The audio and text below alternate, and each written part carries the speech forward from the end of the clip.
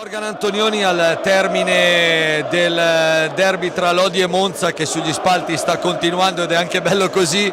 Lodi che vince 4-3 con la solita sofferenza finale, però era una vittoria troppo importante da portare a casa. Sì, quello che era importante l'abbiamo fatto, che era portare a casa i 3 punti. I derby sono sempre belli da giocare, poi alla fine con questo pubblico qua c'è da fare i complimenti anche da entrambe le parti, perché anche il pubblico del Monza è un bellissimo pubblico che fa piacere, no, giocare con tanta gente così. È stata una partita come tante altre che non riusciamo a chiuderla prima, ci mangiamo tante occasioni sotto porta, dobbiamo cercare di migliorare sotto questo aspetto. Per il resto una grande partita in difesa e bisogna continuare così.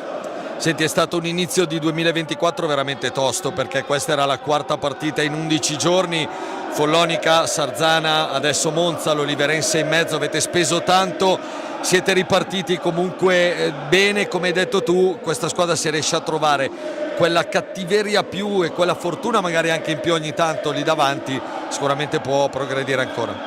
Sì, abbiamo iniziato subito di botto con insomma, delle partite non facili, ci mancavano i 3 punti, sono arrivati oggi, erano importanti, ci danno fiducia.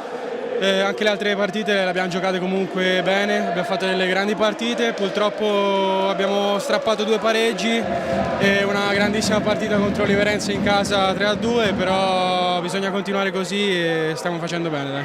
Adesso si recupera un po' l'energia, avete più di una settimana per preparare la prossima sfida in Champions in Portogallo, difficilissima contro l'Oliverense, e poi rituffarvi nel campionato. La Champions quanto vi sta dando da un punto di vista mentale anche della crescita di questo gruppo?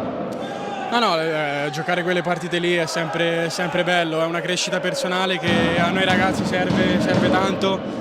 E noi sì, ora ci riposiamo un po' per fortuna, andiamo là con tutta la serenità del mondo, perché sappiamo che non abbiamo nulla da perdere e possiamo giocarcela con chiunque.